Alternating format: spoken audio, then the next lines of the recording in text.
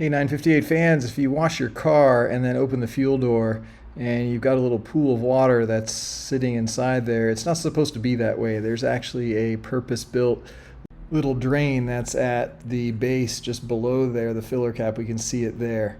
And so usually that ends up getting filled with dirt, and so it's pretty easy to make it so that it doesn't accumulate water anymore.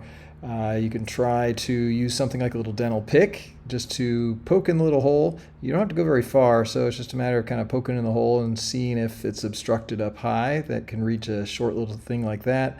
You can even use a little metal wire to try and go in there. You just don't want to go too hard because you'll dislodge the rubber hose that may be on it. Sometimes though, this even requires using a little syringe, just sucking up the water and then shooting it forcefully through to clear out any obstruction that might be present. So once you know it's working right, what it's supposed to do is, if water does fill this up, which happens every time you wash your car or go in the rain, it should take about 10 seconds for the water to all disappear. And that way when you're driving away, you don't end up with a bunch of drips on the back of your car.